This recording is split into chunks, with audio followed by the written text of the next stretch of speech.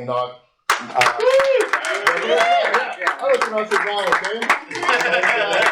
I mean, honestly, you got the first name right. That's all. if you watch the show, you guys saw they just killed. So with that being said, hey, welcome to the show. Welcome to the Q&A, and we really appreciate you guys doing this stuff. Thank you so much. Thank you so much for being here. So my first question for you, both of you guys, you've been here before. Mm-hmm. Paul, you never been here before. What do you think so far of the Magic It's Lounge? stunning. I mean, it's beautiful. I mean, what do you want? I want one of these in every city. I mean, it's so nice. So do I. I mean, yeah. It's amazing. You know, I'm overwhelmed by it all. I can't wait to see the place in its entirety. I had to immediately go off stage, and I taught a 2-hour class right after, and so I didn't get to see the rest of the evening, or eat the food that I ordered. So I'm excited tomorrow to have the full experience. But it's stunning. I mean, I'm shaking. But how nice it is. Mr. Henok.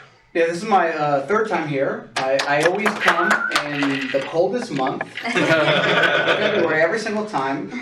And despite that, truly love the place. I love how food and beverage and the magicians and the front staff and everyone gets along. And there's a sense of community here, and it's about performing good magic and developing good magicians. And those things got to go hand in hand. And thus far, and it's definitely not hyperbole. I sent Ben an email probably about a year ago in my experience here, and it's just like, you guys are at the forefront. It's you're developing talent, and as Joey said, trying to get magic scene back in Chicago to be the epicenter. So I love this place.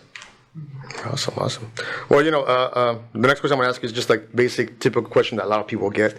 But how did you guys ended up doing magic? How you guys get into magic? Because everybody has like that origin. Oh, I got into magic because I'm a magic kid, or this is my grandfather. Who's gonna watch through the other end of this camera? Oh, it's very simple. So this is just going for our private members. Okay, that's it. So I was an 8-year-old loser without any friends.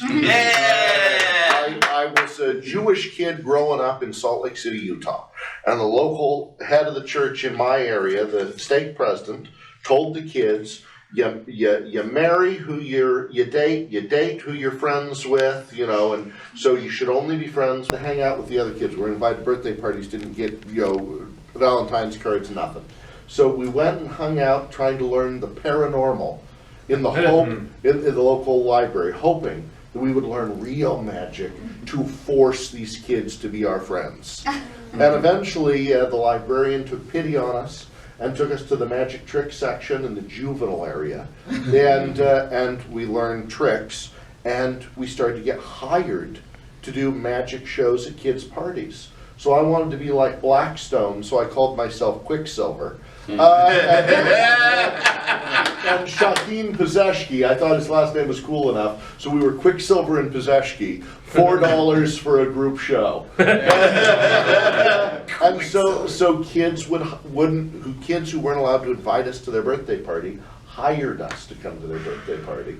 And if you eventually get over that, you get to be a professional. So but that's how I started. It's awesome. Thank you. Exactly the same. Yeah. It was like silver. Unique.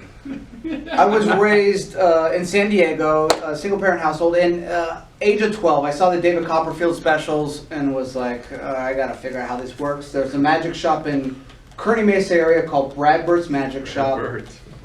I went in there. He showed me the Sponge Bunnies, and he showed me a Harry Lorraine Elevator Aces, and it changed my life. I was that kid that wanted to believe in something special. I believed in Santa for way too long. So the gap between finding out the truth about Santa and getting into magic was a very small gap, like months. So I saw it and I was like, this is it. And I had no desire to perform. I wanted to learn it. I found it fascinating. I found the secrets fascinating. And maybe I wanted to show my mom or my friends a couple of tricks, really bad versions of them. But it was just for me. I had, for probably about 13 years, it was just for me. No interest in showing. Gary Darwin used to have a great line. where he said, the average person goes out to dinner, goes to a magic show, has a good time, can go home and go about their lives. A magician sees a magic show and says, I cannot sleep, I cannot eat until I know how that is done and I possess it. That's the difference.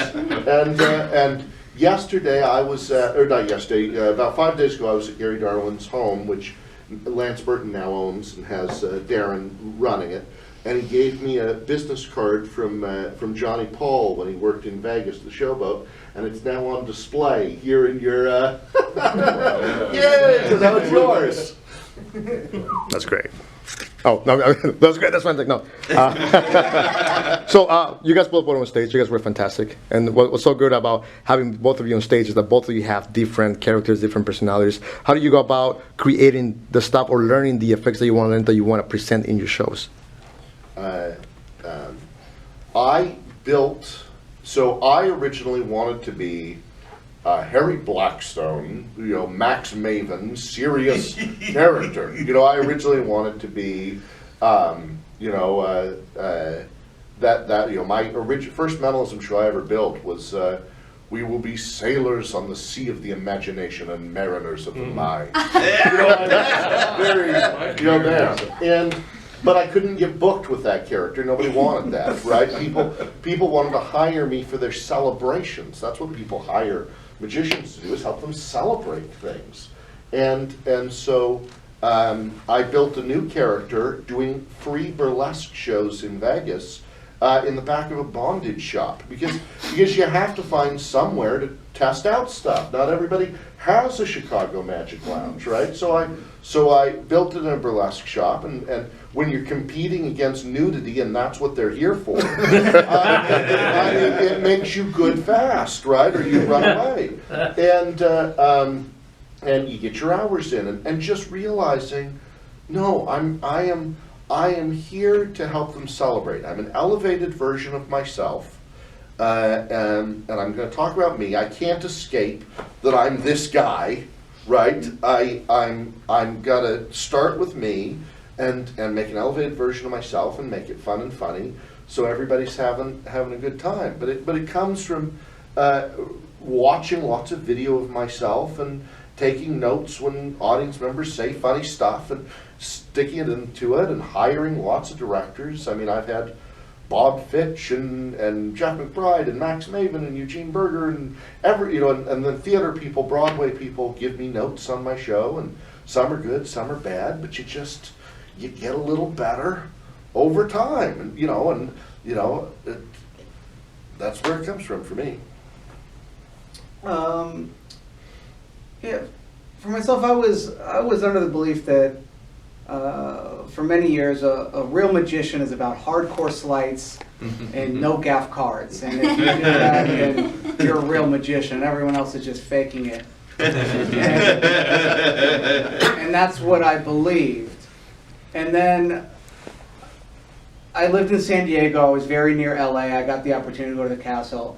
And I got exposed to actual performers.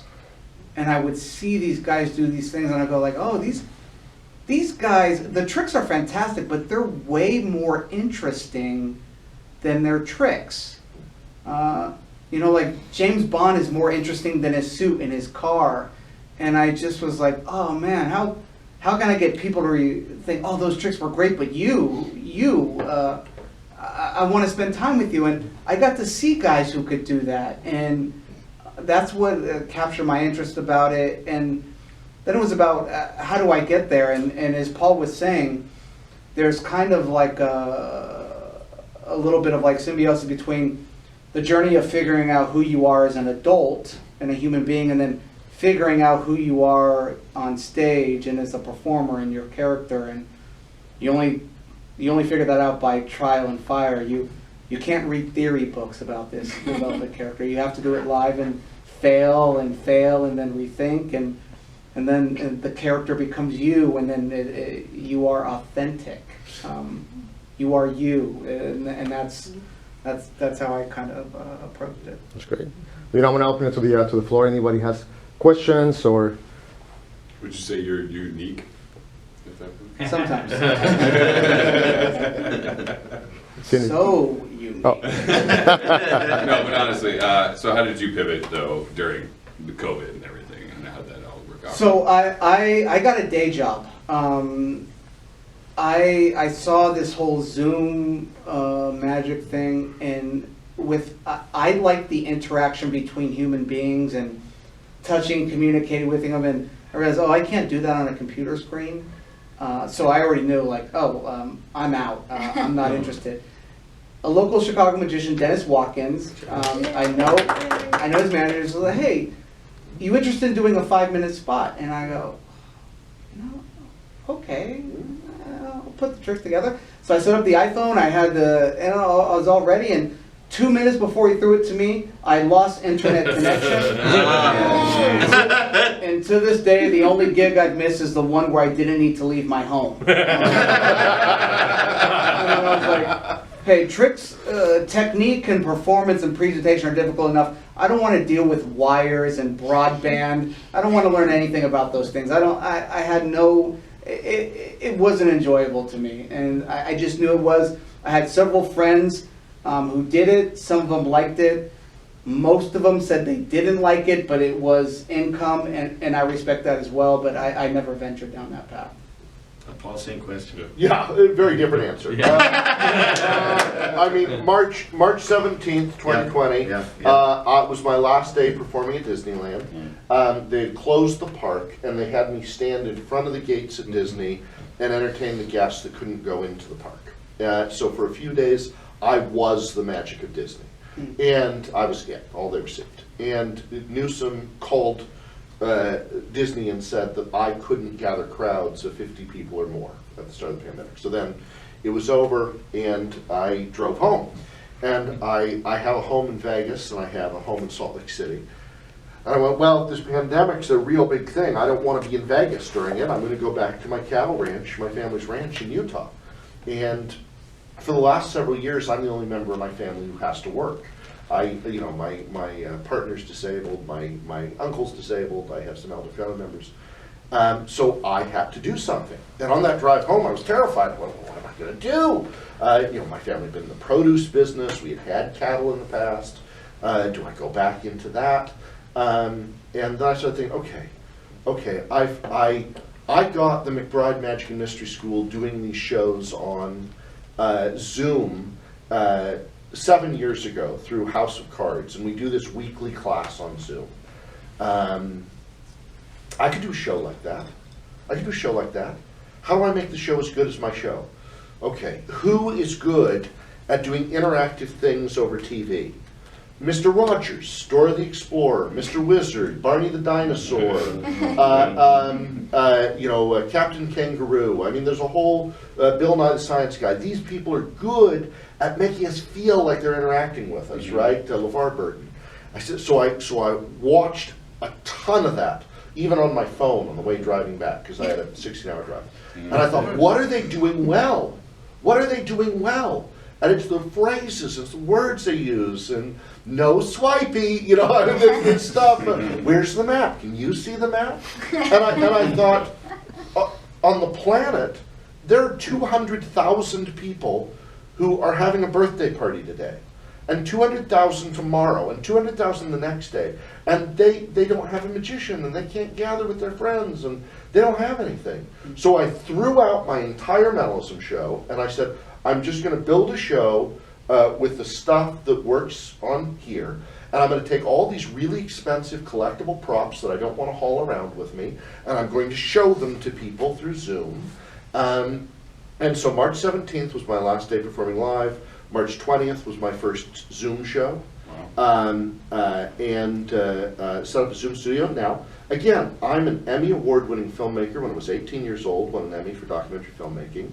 I've been on a lot of, my highest paid show of my entire career was a Zoom show. I did over 1,500 Zoom shows, a lot of those free. I did a lot of free shows to get good. That's just like the burlesque show. Had to get good, so I gave away hundreds of Zoom shows. But during the pandemic, I put a new roof on my house, put air conditioning in 2 houses, bought a new hot water heater, put my girlfriend is now in medical school, bought my uncle a new car. I mean, I had a very good, I feel bad saying it, but I had a very good pandemic. That's awesome. That's awesome. And then we had Cindy had a question. I do. It's for Henok. You said you had no interest in being a performer when you started learning magic, which you were a child. So who would ever think to be a performer? But at what point and why did you flip that switch? It truly comes down to one man, and his name is Tony Picasso. His moniker is the upscale con artist, and to this day, I tell everyone, not only just magic, he might be the most interesting and strange man in the world. And if you spent time with him, you would understand. Has anyone seen Tony Picasso? No? You're- No. He hangs out, he used to hang out in the basement of the Magic Castle, and put on his own shows, and it was really interesting. Interesting looking guy. He had his accent. He talked, and I met him. I was probably 23, and I was like, "Oh, are you gonna show me a trick?" And typically, when we say that to a magician, they can't wait to show you a trick. And he would call me. My name's Henok Nagash. He goes, "H Nagash, you are not ready for my performance." What does that mean? And I go, huh? And he did this for like a year. I would commute up and I never saw him. I would just chat with him, but this guy was fascinating. He was more interesting than his tricks. And then what captured me is we were standing out by the palace of mystery at the castle, just hanging there. And this young man, his father, walked by him, and he goes, "Cardfather, is that you?" And he goes, The Cardfather. He goes, "It is I." And he goes, Cardfather, you probably don't. He goes, you don't remember me. You did a trick. You did some magic for me 5 years ago. Are you performing again? And then Picasso says, "I will be performing right here in exactly 28 minutes." And the kid's with his father, and he goes, "Are you serious?" He goes, "Absolutely, right here, 28 minutes." The boy looked at his father. He had dinner tickets, palace tickets, because he just had the dinner, spent all that money. And he said, "Dad, you have to trust me." And he tore the tickets up. And he dropped them. And I've never seen this guy perform, and I go, okay, something's about to happen. This is like, I'm about to see Janet Jackson or Michael Jackson. I don't know what I'm going to see. Picasso left, he came back 20 minutes later, and then it was a show. It was standing up, it was strolling magic, but the tricks were great, the character was great, and it was the most amazing thing I've ever seen. And I just go like, oh, I want people to say like, "Oh, Henok, I saw you 5 years ago, but he was just interesting." And then that's what made me think like, how do I go about doing that? That was the way. I saw him at the Magic Apple a couple of months ago, so he's still He's there. He's there every Friday, and it's his spot. It's a magic apple. It's a magic shop in No, I mean, it's Studio City. above the dispensary. Yeah, it's above the exactly. The magic shop is above a marijuana dispensary in Studio City, which is like perfect. He came It's out also of by a pizza joint. He came out of my show once and he went, "I get you. You're a performer." And, if you just talk with this guy for a while and then you watch him perform, it's like, strap in. Strap in. You're about to So is it like a heightened character, of like who he actually is, or did he? No, yeah, it was heightened. Like he's already at 10. Yeah. For a living, But- he's a tennis pro. Well, no, there's much more to that story. This man, former international soccer player, former male model, an academic. His family is academics. Does he drink Dos Equis? Yeah, the most interesting. Purity. He goes to IHOP and orders the healthiest thing you've ever seen in your life. And there's meals at IHOP named after him. He has his own booth. He used to have a plaque. What's that? What's that? He's got his own booth at IHOP. He's got his own booth at IHOP, right? Yeah. And he would say things like, H. Nagash, this is a 5-star restaurant because I get 5-star service. Here at the IHOP, the International House of Picasso. And so I would commute up from San Diego and I would work on my show, and then the castle would close down and I'd go and hang out with him for the IHOP for 8 hours. And he would speak 7 hours and 58 minutes. I would speak 2 and I would listen and I would like absorb this stuff. So it's solely him of what got me to think about performing magic. Wow. Thank you. Thank you. I like that. And here he is, Tony. Wow. Paul, I got a question for you. You and I spent a little time in the library, and I was telling you about the importance of Eugene Berger Yeah. to the Chicago community and the people that have studied underneath him. And you had told me that upon Eugene's passing, that you were kind of given the next mantle in the McBride School of Mystery.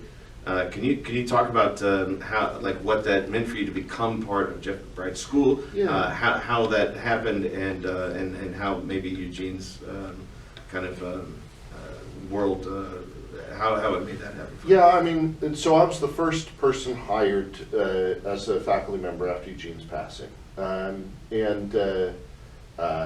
Why they decided to do that, I don't know. So, but it was not something I was gunning for. It was not something I expected. It was not something it was not a journey I was on. I just got a call out of the blue from Larry Haas, who was given the title of Dean of the Mystery School during Eugene's life, and said, we've decided to make you an offer here. And then Ricardo Rosenkrantz came about a couple weeks later. And I mean, when I first heard about Mystery School was I had been reading Eugene Berger's books. I'd read Magic and Meaning, and I'd read Strange Ceremonies, and I read The Spirit Theater, and these incredible things. And a friend of mine said, you could go meet this guy. They have a class in Vegas. And so I went down to Vegas to take this class with Eugene Berger, and I didn't know who this Jeff McBride was and why he wouldn't shut up. Because we weren't here to hear from Jeff. We were here to hear from Eugene Berger. And see, I didn't come in knowing who Jeff was. And I love Jeff. I've learned so much from Jeff over the years. But at the time, he was not my guy, And I tried really hard for a little bit to try and get some mentorship from Eugene. And he was very kind to me, but he never really wanted that role with me. That was not, I instead got mentored by a guy named Louis Simonoff, who was Alan Ackerman and Lee Asher's mentor as well. And so I went a different direction there. Eugene and I spent hundreds of hours with Eugene, hundreds. But never sort of a mentorship. And I later found out why was because I thought that Masterclass was a different thing than what it was. I thought so what it is you're supposed to bring your best material, your best stuff that's ready for stage. Bring it there and they're going to fine tune it and help you. I thought you were supposed to bring brand new stuff you'd never worked on before, and they were going to take it to the next level. So every time I showed up, I would go over to Earl Cheney's shop or the Denny and Lee shop or whatever, buy something I'd never tried before, I would read it, and then I would get in front of them and I would perform that thing. And I thought that they would then help me. And so Eugene just thought I was some sort of an idiot. What is this guy? Why can't he do anything?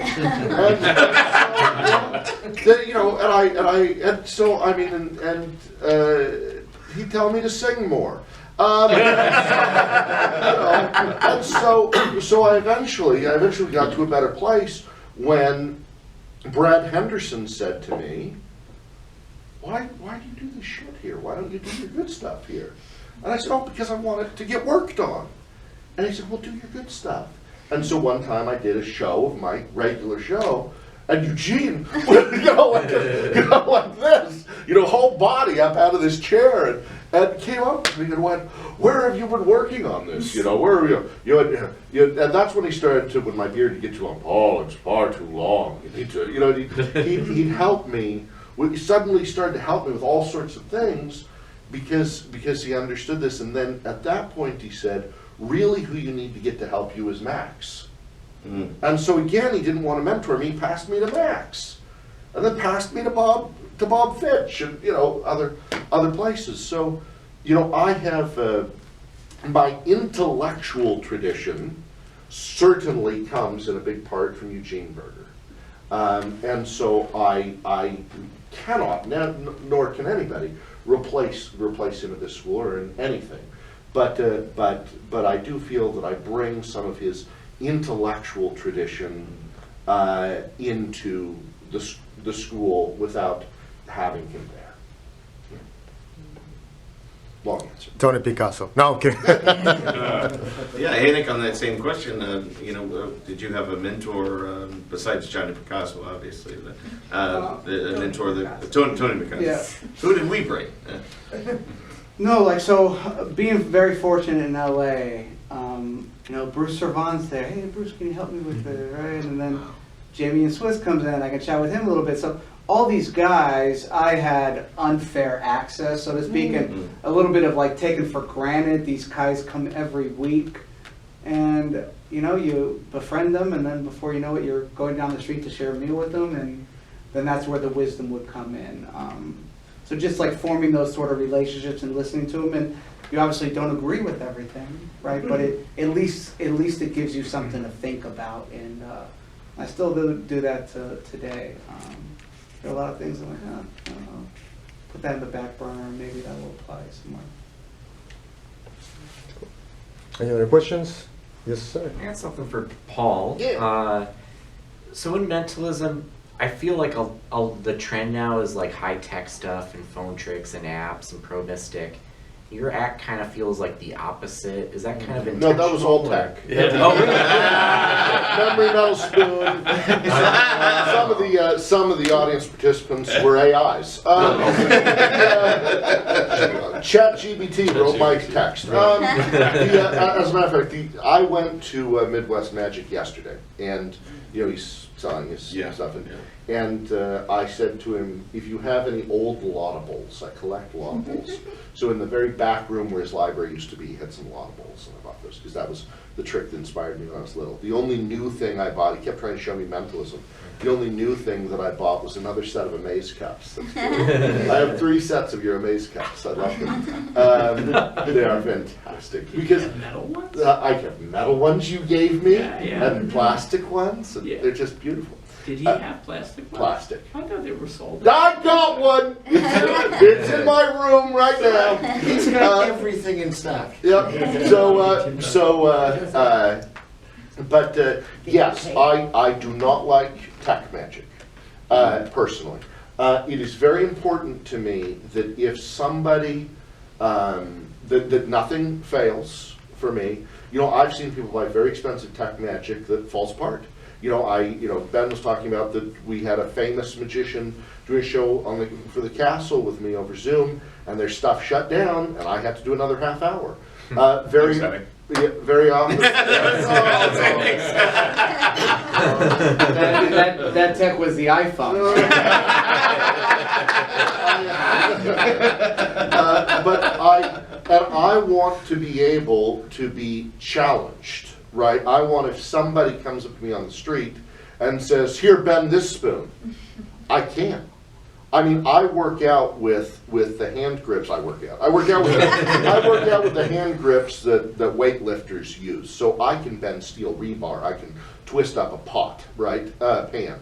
And so I want to be able to do most of my show anywhere with nothing, and that's just my personal crazy, right? So there's certainly things that I've given up that would have been a better experience maybe for the audience, but I've chosen to have my satchel show with office supplies. And that's primarily what I do is I see myself as that it's a stand-up comedy show with mind reading, or a mind reading show with stand-up comedy. That's so that's my path. And then you don't have to answer this, but some of us were discussing, so the fact that someone had said food, and then earlier, well, what you're passionate about, and then that was part of the prediction at the end. People were discussing, was that a one-time thing that you really leaned into, or is there does that happen more often? Or is it Will I see it again this weekend? It's a good question. The first time I saw You don't have to answer. No, the first time I saw Juan Tamaris, Yeah. he had me up on stage and he had me call my grandmother. And this is before he put out Mnemonica. Yeah. And she named a card, and he said, pick up the deck cards. He was at the back of the room, show everybody the bottom card. The audience burst into applause. It was the card she had named. Unbelievable. It disturbed me to my core, and I had to buy a ticket to the second show. I was very disappointed that it was not the bottom card in the second show. So my answer to you is, it happens that way every single night. Well, because you asked, I'm going to change it tomorrow.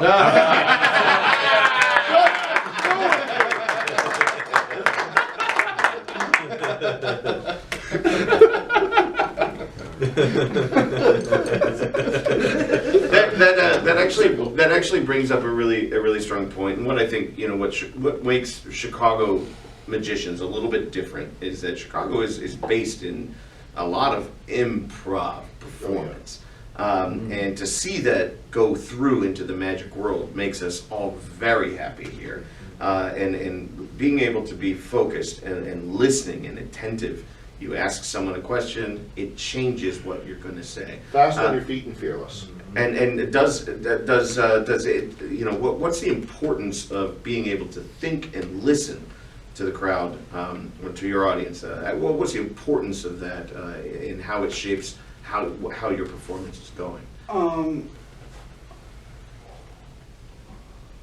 What I've noticed a lot is when I've seen a lot of magicians perform, you don't know whether they're doing it in front of the audience or in front of the mayor. The lines get delivered, and then the punchline before the audience has even reacted. And my background is in social work, community organizing, so there's some skills that have crossed over. And the best thing you can ever do for someone is show them that you're listening. And for that, you have to be present. And to be present in magic means you've really rehearsed the material.